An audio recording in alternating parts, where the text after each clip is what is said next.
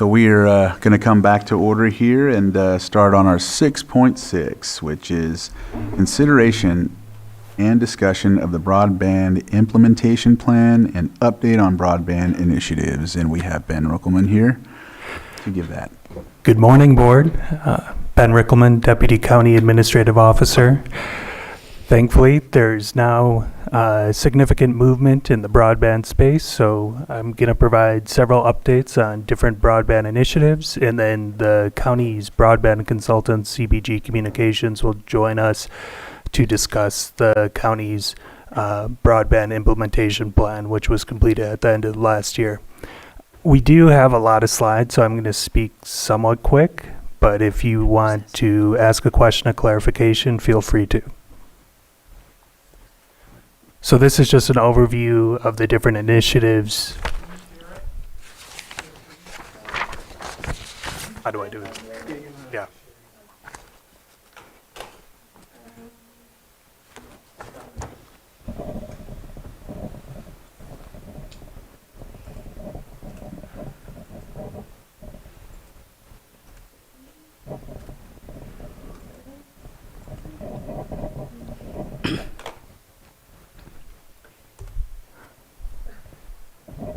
So the first initiative is the statewide middle mile broadband network. So this is an open access broadband network. Think of it kind of as the broadband highway that companies and nonprofit and the public sector can interconnect with. So 6 miles have been constructed in Lake County so far, from the Lake Napa border down to Middletown. And then there's about 83.5 miles left. It's transitioned from a pure Caltrans project to a joint project with a private company, American Dark Fiber. So they are wrapping up the permitting right now, and they plan to begin construction on the rest of it in 2025. And we anticipate it to finish in either 2026 or 2027. This is a map of it. The orange is the sections that have been completed, and then the blue is what's planned. Can I ask a question? Sure. Okay. So are those people that have been connected, do they have service now? The pieces in yellow? No. So I don't believe any of this section of this part of the state's active right now. And so this will kind of be in the future. We could see some fixed wireless ISPs connect to it. And then there's also a consortium through RCRC called the Golden State Connect Authority. So they're planning to build an open access broadband network that will offer several different ISPs, so drive competition and price. And they're going to offer, their plan is to kind of build out that service connected to the middle mile. So the middle mile doesn't go directly to anyone's house. It's kind of the level above that. It's, if you think of it, kind of the highway, and then there has to be the individual roads to residents and businesses. Okay, now one more question. Does that start at the county line, so it takes care of the southern port of District 1, or does it start at the casino? It goes all the way to the Napa border. Okay, thank you.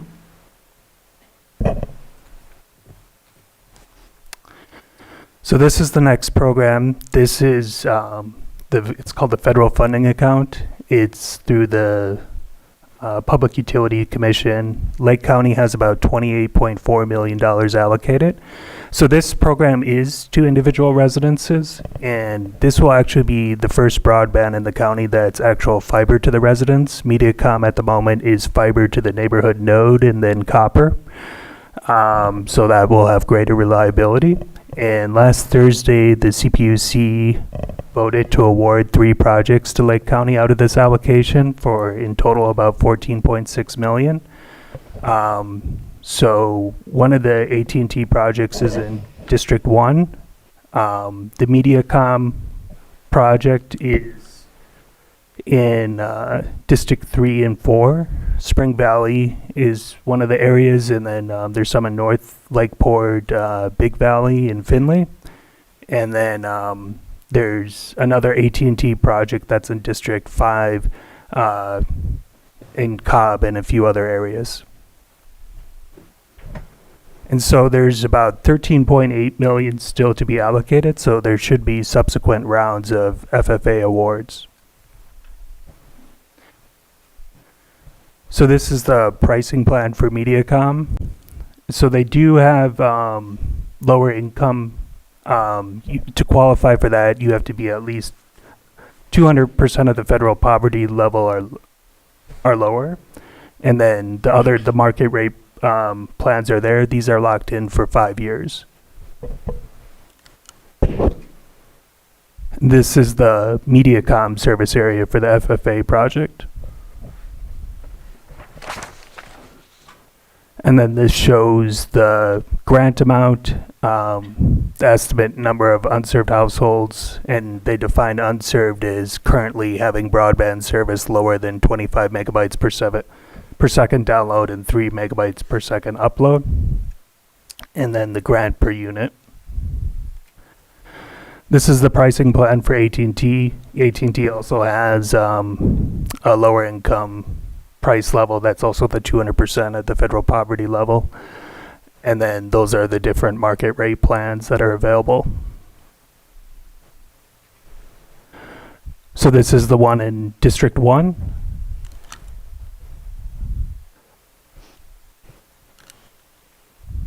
Again, the project information.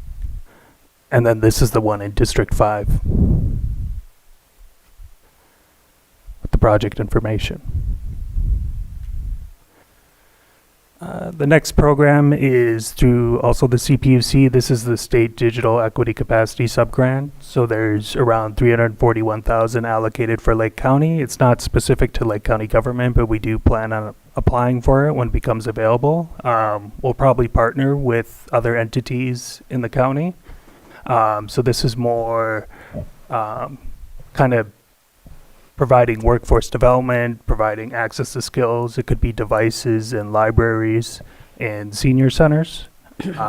So we have to wait for the scope of what the program entails to kind of develop a response. We did apply last year directly to the NTIA federal opportunity for about $7.1 million in federal funding. We partnered with the county library, Hapamato of Upper Lake and Mendocino College. So that was a combination of workforce development and then devices and facility improvements for the library that was focused on digital literacy. So the big program in the pipeline still is BEAD. California has been allocated roughly $1.86 billion. And this, they kind of have a pyramid of prioritization. So it's at the top priority is providing service to unserved households, then underserved households, and then community, what they call community anchor institutions, was basically any community facility, and workforce development. So they estimate there's about 300,000 unserved households still in California. So again, that's that 25 and 3. And I mean, 1.86 billion is a large number, but if you were to do like a subsidy of 12,000 per household times 300,000, that's about 3 times as that. So we'll see what happens. So there's going to be ISPs are going to be bidding for qualified areas, and then the CPUC's going to determine those awards. That's how the program's structured right now, and we would find out where those are awarded late summer, early fall, and then they would put out the awards early Q4 of 2025. And CBG will talk a little bit more. There's certain what they call high cost areas. So the geographic areas ISPs will bid on for this funding is census block groups. So there's some formula with topography, remoteness, population density, and income level. And if it reaches these thresholds, then there's no match required. And Lake County has about 5 or 6 of those census block groups. So I know you can't really read this, but I just put it up here. This is where they are. The states are in the BEAD approval process. So California is still in the first column, but we should. The CPC said they will be done with their challenge map this month. So that shows really narrowing in where it's truly unserved households throughout the state. So there's a lot of back and forth on that. So this is just more detail from the CPUC regarding the time frame for BEAD. And kind of the big things is the challenge amount this month, late August regarding what they call subgrantees, which are basically ISPs where they're applying for this BEAD money, and then finalized at the in October to the federal government for the funding. Now I'm going to turn it over to CBG Communications, who is the county's broadband consultant, to talk over the implementation plan. Okay, thank you, Ben, and appreciate the opportunity to talk with everyone today. With me is Dick Nielsen from our St. Paul office. Dick is our senior engineer, and he'll be handling some of the slides, especially when we talk about broadband deployment and availability. Okay, next slide, please. So we developed an implementation plan, which was a follow-on project to the Master Broadband Plan update. And if you remember that, that was issued in September of 2023 and was an update of a plan that had been developed 4 years earlier in 2019 and was also based on some information even earlier than that in 2017, and was obviously pre-pandemic where a lot of things changed. And of course, the focus of the federal government with the NTIA and the FCC was on based on the problems, especially rural areas, we're having with broadband access during the pandemic, really focused on starting to provide funding for deployment and provide funding for broadband adoption spurring. So the Master Broadband Plan update covered a wide range of activities, and the implementation plan focused on 8 of those things as near-term and in some cases longer-term actions and interventions that the county could take with partners to help speed and accelerate broadband deployment and also increase broadband adoption. Those plan sections, there's 8 of them. One focuses on community anchor institutions that still don't have availability at 1 gigabit per second. Symmetrical 1 gigabit per second is both the state's and the federal goal for every community anchor institution. And community anchor institutions are everything from government facilities to school facilities to hospitals, public safety locations, even public housing is included in the definition of community anchor institution. Second part is implementing right-of-way management policies, processes, and procedures to accelerate broadband deployment. Dick will talk about both of those first parts. Developing partnerships and working with broadband providers, and the county's already been involved in that, in working with Mediacom and supporting their FFA application, working with the RCRC and the GSCA and their applications for FFA. Communicating with AT&T on some of the things that they're working on doing. And this will continue in the BEAD process. Improving broadband internet reliability, resiliency, and redundancy in Lake County. That's one of the things that the Master Broadband Plan update made clear, was that there are areas where there's broadband availability, but there are problems with reliability. And so there are things that the providers are already undertaking to help increase this. The middle mile will help increase redundancy and resiliency. And so Dick will talk about that a bit. Okay, next slide, please. Some of the things I'll talk about is focusing on regional collaboration and cooperation. And the county already has done that in its application for the NTIA's Competitive Digital Equity grants, working with the College District and then impacting both Lake and Mendocino counties. Advocacy and funding opportunities at the state and federal level, and Ben's talked about a lot of those already, but we'll touch on some other ones. Expanding public access to the internet and other broadband adoption spurring initiatives. And there's a lot of things that are already going on, especially with the county libraries. We can talk about, other things that can occur in the future. And then one of the key things in any broadband plan, in any implementation plan, is to continue to engage with the community, find out what their issues are, because they will evolve, and continue outreach to them, letting them know what the county is doing about expanding and enhancing broadband in Lake County. Okay, next slide, please. All right, Dick, I will turn it over to you. Okay.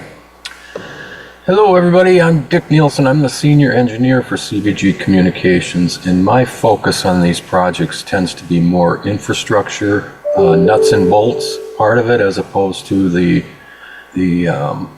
things that Tom and Christine work on. What do we need to make it more available from a financial standpoint, from an education standpoint, and so on. So I'm going to dive into the infrastructure parts here, and one of the first parts we looked at were the anchor institutions in the county, and they get kind of a wide definition, but it's governmental institutions, educational, and then as you can see on the screen, the Moose Lodge, fire protection, some church facilities, et cetera, et cetera.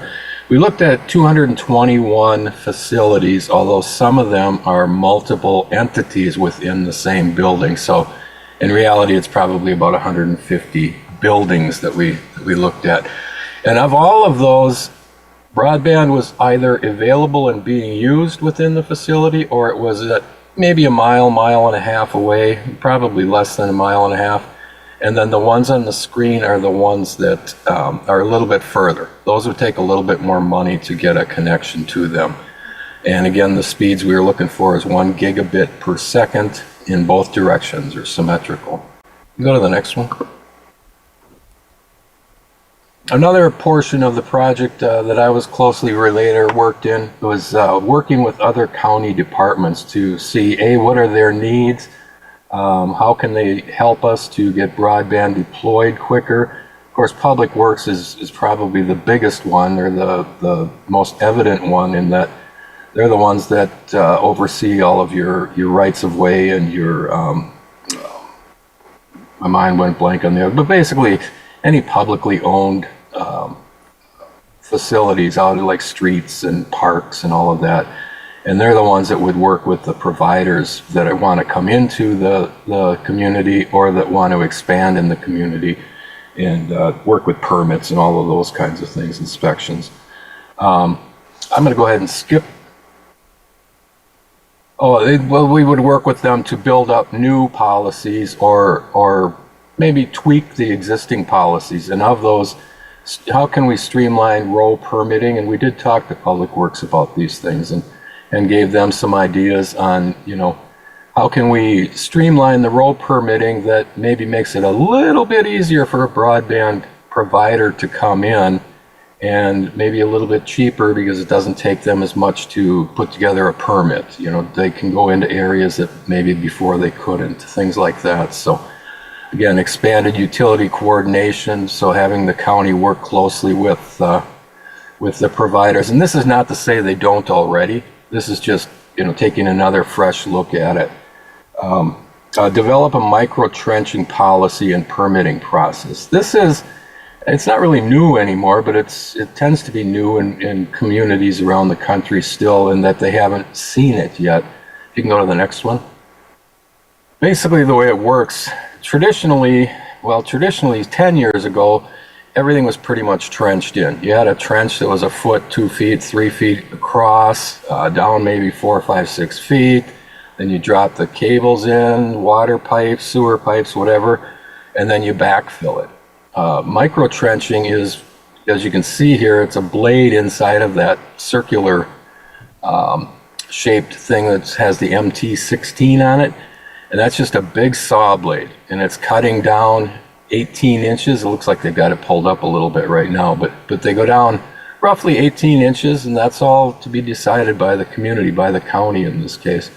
And it goes about 2 inches wide. They drop fiber down in there. They put in the right, sand below it, so it's cushioned a little bit, and then they put in material on top of it. And theoretically, when they're done with it, you can, other than visually, you can see there's a mark there. It should be pretty much the same as what was there before they got there. We did talk to the Public Works, and there's a lot of work to do on this process ahead of time to make sure that you have the right standards and policies, procedures in place that cannot be deviated from. In other places, they've had problems with this technique, but it's mostly because the oversight wasn't there and the contractor didn't do what they were supposed to do. So, next slide. Okay, another piece is to develop a Dig 1 policy, and the county has looked at this before again. But what that means is, okay, if we're going to replace a section of road or we're going to dig up and replace water pipes, sewer pipes, we're going to have a big impact area. Okay, let's let all of the other broadband providers that might have fiber optics that could go in there, or at least conduits that would then later accommodate fiber optic pulled through it. And there's not a lot of this in the county, but I do know when I was out in Lake County back, a year and a half ago now, there had been a water project out in the Spring Valley area where they put in, I think it was like 5 miles. That would have been a great opportunity to take stuff that was on poles or did not even exist yet because it's too expensive to run out there for the number of potential customers, but put conduits in the ground, and that would take the cost of building in the future way, way down. So we looked at master lease terms for county-owned vertical and other assets and tweaked on those a little bit and made some suggestions in the report. Next slide. This one gets, I think I'm going to skip this one. This one is Ben touched on the FFA funding that AT&T and MediaCom got. This shows all of the initial, and it's really kind of hard to read, but shows all of the initial application areas, and because Ben showed you where those where they got money, AT&T and MediaCom, I think that pretty much told the story anyway. But if nothing else, this shows the extent of areas throughout the county that still are in need of additional broadband. Right around the lake, it's not too bad. Right around Lake Middleton, more densely populated areas, it's not too bad. There's always room for improvement, but as you all know, I'm sure, telling you something you don't know, you get out into the more rural parts of the county and it gets hard to find pretty quickly. One solution for more rural areas is our wireless providers. AT&T and Verizon offer fixed wireless services, which is basically, in layman's terms, it's cellular internet with a fixed antenna on the side of your building. So it's as good as the cable or as the cellular services in that area. It's going to vary based on how many people are using it, but it's a heck of a lot better than nothing for sure. Valley Internet has a pretty good presence in the county, and they're always looking to expand, so we've worked with them on some ideas throughout the county over the past 2 years, 2+ years. So, those are possibilities. We were just talking to somebody this morning about an area north of the lake where on a flat map, wireless would be the absolute way to go up there because there's not a lot of people, population up there. They're spread out. Putting fiber in might be cost prohibitive, but wireless would do it. Oh, wait a minute, you've got all the valleys and the hills and the mountains, right? So that becomes very, very costly as well because you have to put up more antennas. So these are the types of things we looked at. Next. We also looked at the MediaCom backup powering issue. They've come out with, I don't think it's done yet, but they're going to increase the standby power in their cable plant, their distribution plant that's out along the poles and whatnot. And they're going to go from 2 or 3 hours of backup in that to 24 hours of backup, and it'll be monitored so that they can go out there. If they lose utility power, which they claim is their biggest problem, the monitoring will tell them that, okay, we're running on batteries right now, and you've got 5 hours before the batteries run out. So then they can roll a truck out there, hook up a generator like you'd have at your house, and run it off of a gas-powered generator until power comes back up. AT&T's biggest focus is getting rid of their copper plant and replacing it with fiber. And you saw in Ben's presentation a few of the areas where that will be taking place.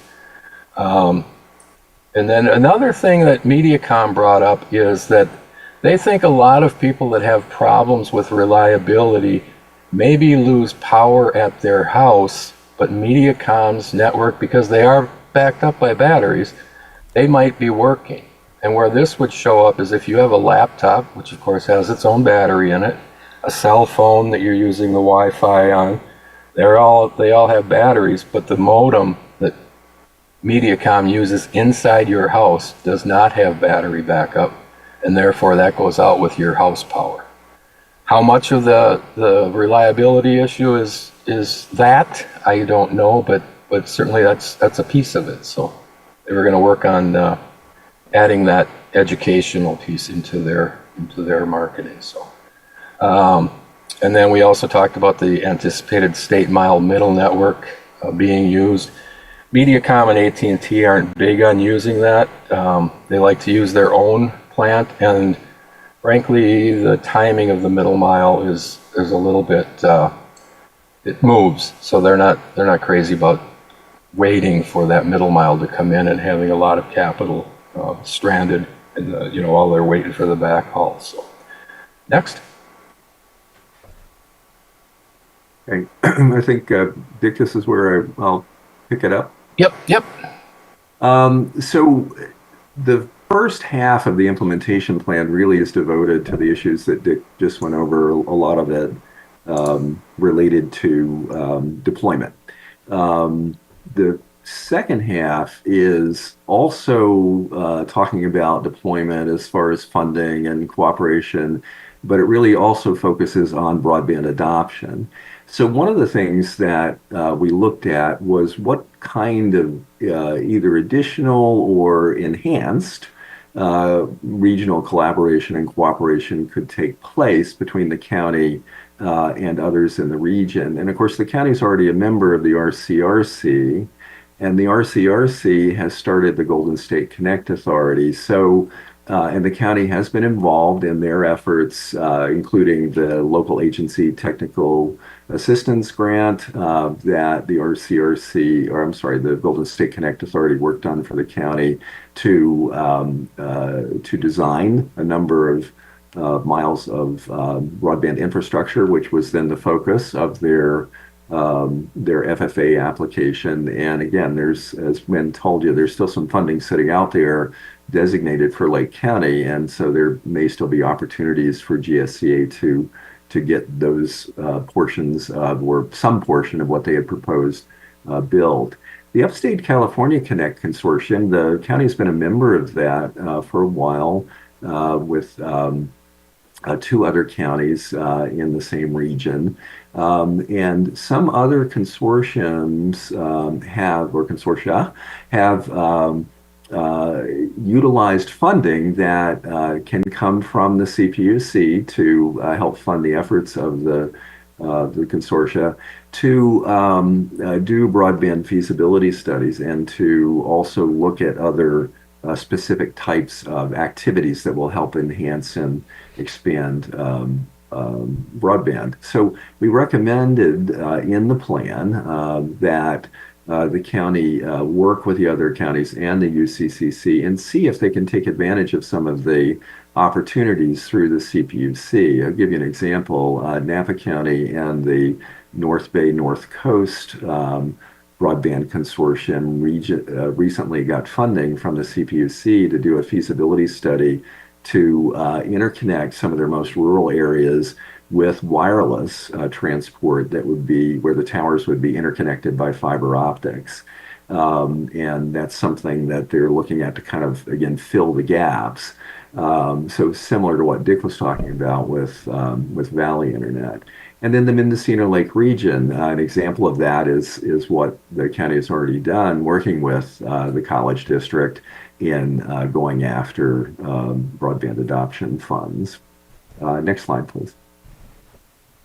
There are a number of funding opportunities at the state and federal level. Ben talked about some of those, and I'll just touch on those briefly, but I'll talk about some of the other funding opportunities. So for primarily for deployment, the California Advanced Services Fund grants through the CPUC are something that will be important after the federal funding goes away or is all expended, because the state for years has supported, again, these are small builds, but by the time you add them together over time, they begin to really fill the gaps. And there are still some wireless providers applications outstanding with current, I'll just use the acronym CASF grants.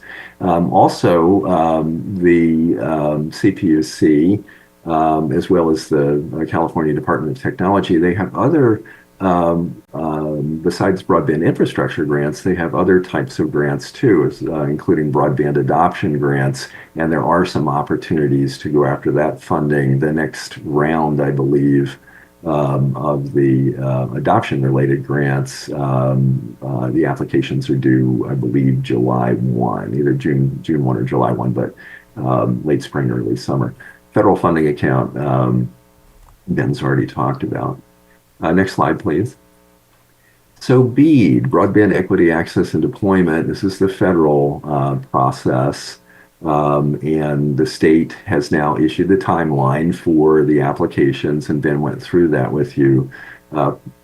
Defined by census block groups, prioritized to first served unserved locations and then underserved locations. And as Ben said, there's a 25% match except in high cost areas. Next slide, please. Here is one of those high cost areas. And so it has to have, as Ben said, there's certain attributes, including 80% has to be unserved. And then also the cost. So when you file your application and say, well, we don't need a match here, you also have to prove that the census block would cost higher than the average of building to other areas that are similar around the country. But the NTIA has done some of that work for you. It's already designated 6 census blocks within the county that it considers high cost, and you can prove others if you want to go through that process, but you have to use their formula. Dick, other things related to the census block? No, I mean, I've got the list in front of me. It's got to be remote, population density is taken in, topography, poverty levels, and then, like Tom said, the 80% or more has to be below that 25/3 number, which, you know, that's not a really high. You can work applications on that, but it's pretty slow speed to be sharing in a household. So yeah, other than that, I think you hit it. It has to be below the average cost of all other unserved areas, or above, excuse me. It has to be more expensive to build than other unserved areas. And so one of the things you'll notice about this particular one is it's, you know, not too far from Lakeport, but it gets very rural very fast. And Dick, unless I'm viewing this wrong, it does have the state middle mile going through it. That's the dotted line, right? Yeah, and so that's where the public policy piece can come in, and we talk about this in the implementation plan, is the county working with the providers, achieving public policy goals, and working with them to say, well, all right, so there's not as many households, or they call them broadband serviceable locations within this census block group. but you don't have to have the match, and there are probably ways to proceed that are cost effective because you can access the state middle mile. So, and again, I think Dick, I'm not certain of this. I'd have to go back and look, but I think this was part of one of the Golden State Connect Authority's areas, or at least it was proximate. I think the one above it, the Witter Springs, that's actually a second block group. I think that one probably gets more of the Golden State area in it, but yeah. Right. So it's kind of finding out what they're going to do for BEAD, working with them, similar to how the county worked with Mediacom during the, as you probably recall, that application was due about the same time that the broadband plan was provided in September of 2023. And the county had some substantial discussions with Mediacom. We were involved in some of those in looking at different areas and ultimately identifying the one that that Mediacom pursued and now got funding for. Okay, next slide, please.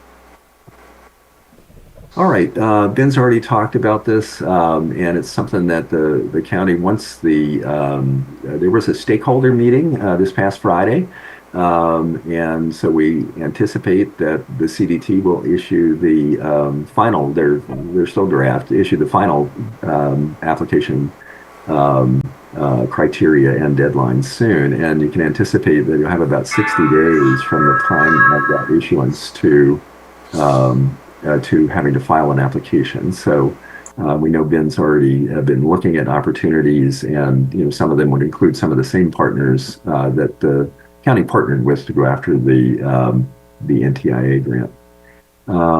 Okay, next slide. Ben's already talked about some of this. So again, you'll see there's a wide range of things that the capacity grant funding can be used for, including just outreach.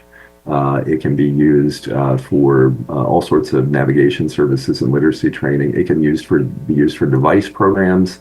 It can expand current computer labs. And the state's really big on workforce training programs, especially related to broadband-related jobs. Okay, next slide.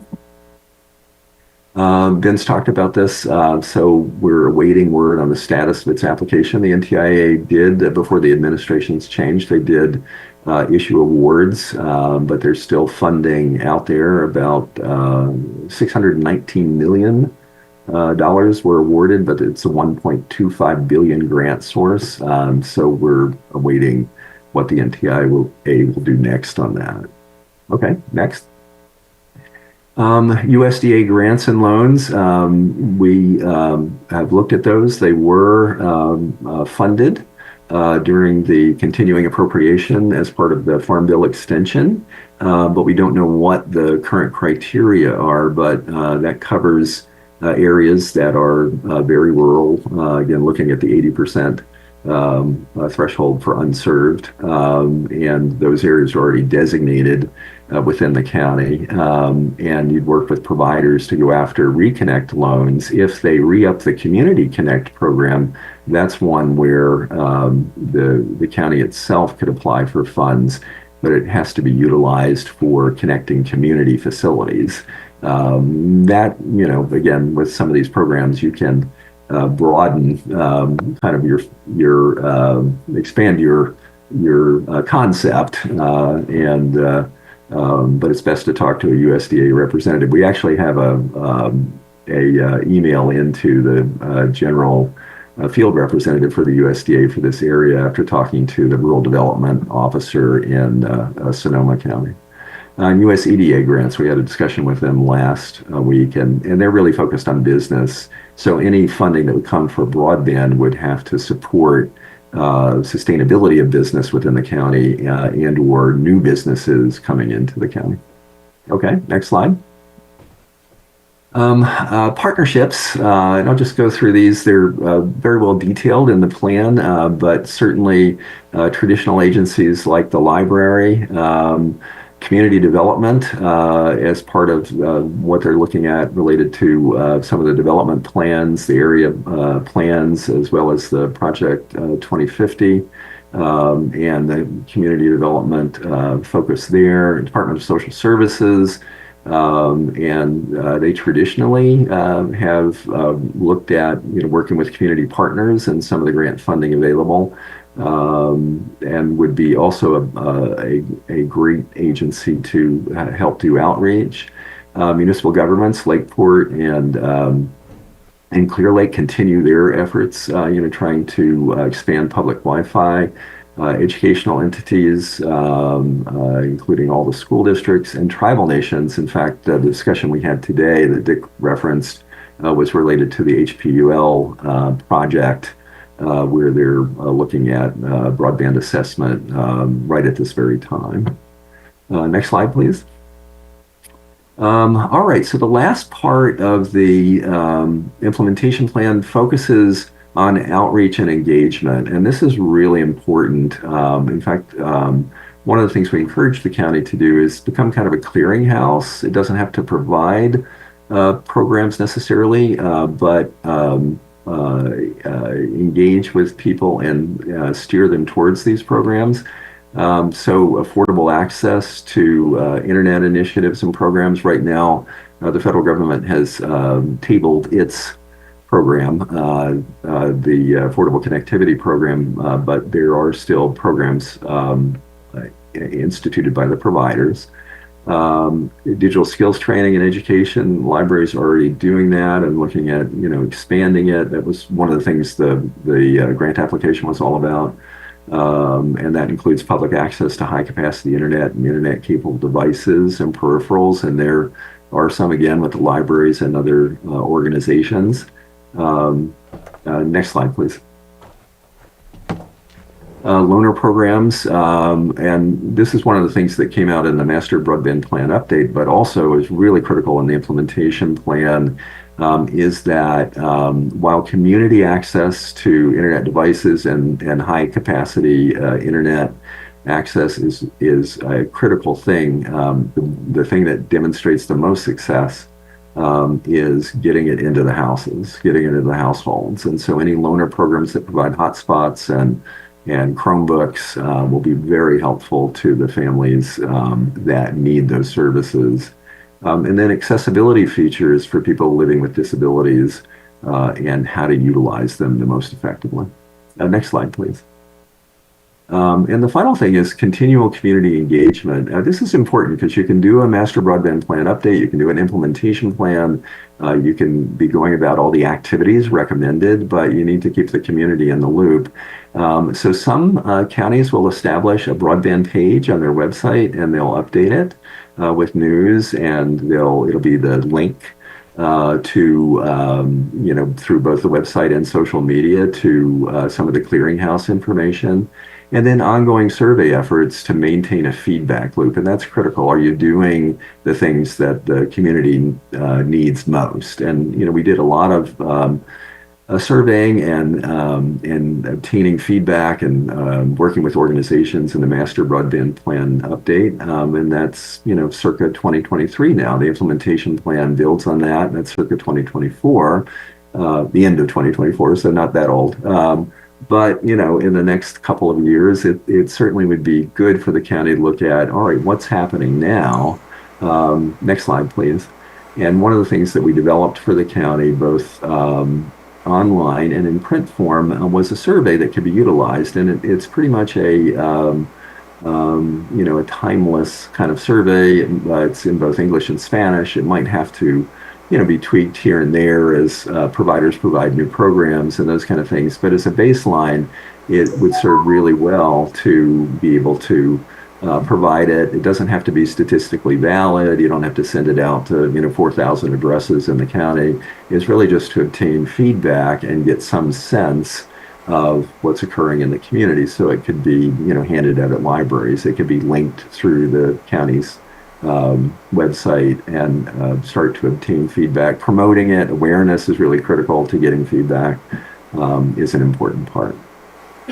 Okay, that's it for our part of the presentation. I know we've taken a lot of time, and I really appreciate the county giving us this time to talk about all these efforts. And so, Ben, I think we can probably just take questions.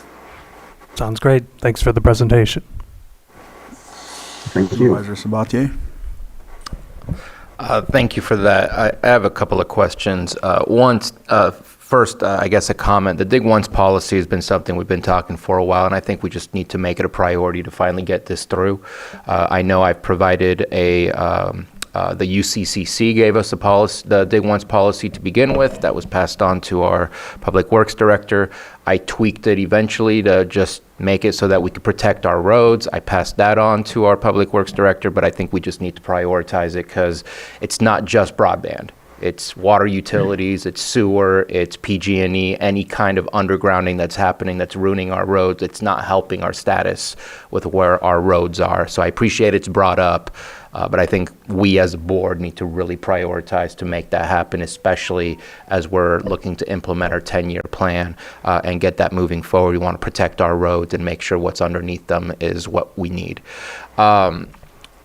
I see that Starlink is only mentioned in the survey, and I'm guessing that the response to why are we not identifying the availability, because there may be some places that it's not available, is it because of proprietary information that we're not able to obtain?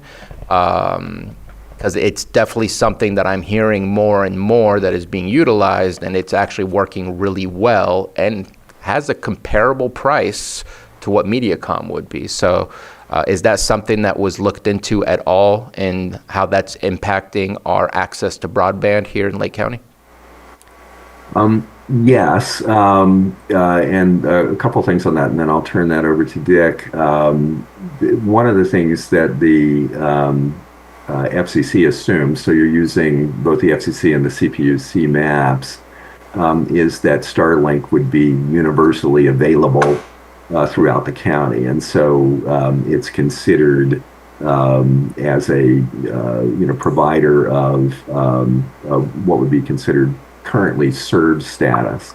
However, because the federal government has to this point prioritized fiber to the premise, and the funding is all available for that, that was really kind of the focus of both the broadband plan update and the implementation plan, is to look at where the funding would be available.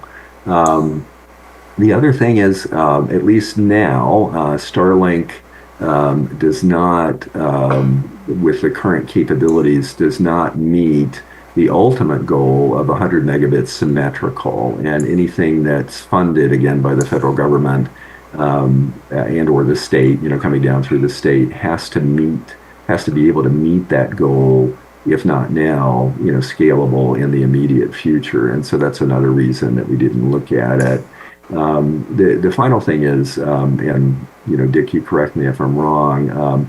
While you will find that some are able to afford Starlink, it's still, as far as the device and the monthly access cost, is still above what the FCC would consider would be affordable to those that may have the most the lowest socioeconomic status, so wouldn't be able to afford it. So it still becomes an adoption inhibitor. So I think those are the three things. But yes, Starlink certainly in rural areas and where it can be afforded, and where while the FCC says it's universally available, it's not necessarily, depending on where you live. And that issue, again, creates a problem for people that think it will work for them, and it won't. But you're right, it is for those most out in the hinterlands and will be the most expensive to serve with wireline infrastructure. It is a good option for them. Dick, you want to chime in there? I think you pretty much hit it. The only thing I would add to that is, now I haven't looked in a month, probably a little over a month, but Starlink tends to be somewhere around $500 for startup equipment. I know they've got some new packages coming out all the time, so I'll have to take a look at that again. But the last I looked, they were around $500 just to get started, and then they're $100-ish per month for what they advertise to be 220 forward and 25 upstream. So.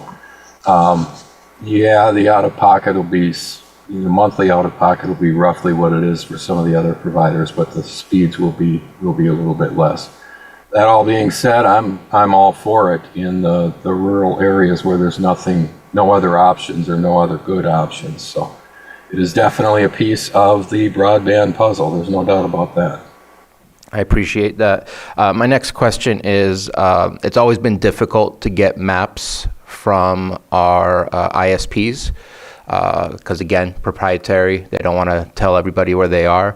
Are we making any headway to continue to get updates and understand where the gaps are, or are we going to continuously have to hire out consultants to get an update on where we are 5-10 years from now? Has that changed where maybe the county can sign NDAs and be able to keep track of what's going on? Because it's an economic development tool, and us having the ability to know where things are located and not located is important. Yeah, I can take that one. We don't have much better as far as exactly where the fiber is. In other words, it's in the front yard versus backyard. It's on a pole versus underground. But the FCC has developed maps starting a few years ago already, and each version that comes out is better than the previous one, more accurate, right? It's like anything. So we can tell where Comcast is, where Mediacom is, where AT&T is, where CenturyLink is. We can tell at the address level now where they are and where they are not, and what the speeds are. We don't know about pricing using that FCC map, but yeah, it's much better than it was just a couple of years ago. A couple of years ago, there's frankly a lot of guesswork involved in it, and that's been replaced now with real information. So I appreciate you guys that. can get it, and I believe Stephen Carter's the main contact for the county there. I see he's at the meeting, so he can speak to that maybe. I was just going to quickly add, the FCC map has been a major improvement, and then we should get even more info with the BEAD map that should come out this month. Good, and I appreciate the evolution in that. I'll go straight to my last question rather than continuing. I'll send some to Mr. Rickelman. How do we hold AT&T and Mediacom accountable for the dollars that they're getting from federal government to do this work, to expand it to reach a certain amount of people? If they end up spending that money, but they don't actually meet their goal of reaching those people, then we have a hole in what we anticipated. What's our ability as a county to hold them accountable to what they received funding for? Yeah, that's going to be my favorite question right there. Tom, you want to take it, or? I can answer. Yeah, I can. Yeah. Oh, okay. I'm sorry, Ben. Yeah. So Yeah, we go ahead, can't directly hold them accountable, but the CPUC can. So they're entering into contracts with FFA grants, and so they're locked into these funding commitments for 5 years and reliability of service. So if we hear of issues, we should be communicating with the CPUC since they are the ones with the contracts and the money. I think it's fair to ask them for ongoing updates. Okay, you said you're going to cover this area. Where are you? What issues are you coming up against that maybe the county can help you with, so that you're not looking at it 5 years from now going, oh man, they only got 20% done. I don't think it's going to be that bad, but just to make sure, you let them know somebody's watching. There's a lot to just that. Yeah, I think I'll echo that too. That's very important. That's one of the things we mentioned in the implementation plan, is not just an advocacy role at the CPUC, but an ongoing, oversight role. While the state hasn't given you, regulatory authority over these entities, they have the regulatory authority. And so once you see something that doesn't appear to be in line with their requirements, like Ben said, those are public documents, their requirements to build within a certain time frame and to provide a certain level of service. If they don't, then you should file a complaint with the CPUC and work with them to hold those that they do regulate accountable. I appreciate the suggestions, and I hope you come back and let us know what your plan is so that we can support you in holding them accountable. So thank you. Supervisor Owen? Yeah, do you have any idea about how many unserved households will be served with this? With the federal funding account, and I can't remember. I'm sorry, I couldn't hear you. Go ahead. Oh, okay. With the federal funding account, and I can't remember exactly, but Ben had that in his, current, the beginning of the PowerPoint. It's roughly around, I think, 3,100 households, but I can double check on that. But that's just for the current, the recently announced award funding allocation. So there's about $13 million more that should be awarded in the future. Okay, 3,100 households. And what's the total price? So the awards that were announced last week were about 14.6 million. But I think the total price is higher than that. That's the grant amount. So Ben just said. there's a match from the companies too. Okay, and so the, let me see, 3,100? So I do have it broken down. I can send you the information, the grant, to like the per award per household. We have that by ISP, so I could send that information to you. Well, I'm just looking at like the cost of Starlink, putting in, I mean, not all of them would qualify, but if we did it on a sliding scale for those that, you know, what they make, if we were to supply 1,300 homes, it would be 1.5 million. Yeah, I mean, it's the direction the states want to go with wireline. I guess the argument they would make is it's a little more future-proof. So once you've made the investment and, you know, there's more and more demand on what people want to use the internet for, so higher and higher service. So once you have this fiber in the ground, they should be set for decades to come. Now, you know, Starlink could improve with capacity and performance too, and but we just kind of have to follow the direction. I mean, it's the state program, so we have to follow what they're doing. Right, I was just wondering if it was the wisest financially. Yeah, it's a good question. So there's ongoing debate on kind of technology prioritization with these funds. You know, in our topography here makes it more difficult and more expensive for wireline fiber. So for a lot of the country, it's much more cost efficient just to lay fiber. Whereas here, alternative technologies like satellite or fixed wireless might be much more appropriate on a cost per household. Yeah, I think if I can jump in real quick, I think it's sort of a hybrid look that will ultimately work best for Lake County. So it's going to be, you know, some satellite, it's going to be some fixed wireless, it's going to be as much wireline as you can put in cost effectively. And that is the big focus is on fiber to the premises, as Ben said. If constructed properly, FTTP can last up to 50 years. And so if you think of that going in the ground now, and the important thing about that is the fiber has nearly limitless bandwidth capacity. It's really the electronics on the end. And so you could easily go from 100 megabits symmetrical to a gig symmetrical to at some point 10 gig symmetrical, which means that home or business will have the capacity it needs for, you know, decades to come. I think that's their focus, is sort of the longevity of the program. Yes, it might be more expensive at this point in time, but over time it becomes less expensive because of the lack of need to replace the infrastructure.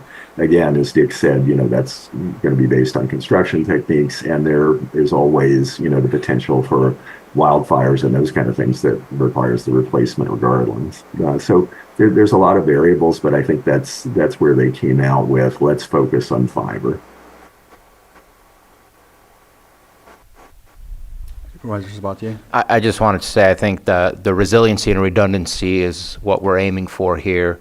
If people want to purchase their own satellite access, they can do that. We're not paying for people's Mediacom or AT&T access, just providing the infrastructure to make sure people can access those things. I think the more we have a redundancy, the better off we'll be. We've shut down here before because the fiber optics went down. Schools have shut down before, so I am really looking for that redundancy so that nobody has to be shut down for a day or even an hour. That's what I hope that our goal will, that the outcome will be with the goals that we have currently. All right. Any other comments from the board? Not hearing any, I'll open it up for the public. Is there anyone from the public that would like to comment on this item on the agenda, this presentation? All right. Not hearing any, I'll bring it back to the board. I think we have some action, right? No action, but I just want to thank you, Ben, and everyone for working on this. This has been a priority Oh, that's right, no action. for a long time, to make sure that not just our residents, but our businesses, our schools, public safety, everyone has access to reliable internet. So it's been a heavy load for a long time. So I just really appreciate the thoroughness. Thank you. Thank you. Ben, thank you very much. Gentlemen, thank you for attending via Zoom and answering questions. Absolutely. Thank you for the opportunity to talk with you today. We appreciate it. All right. All right, so we'll go ahead and close this item on the agenda. If there's nothing else,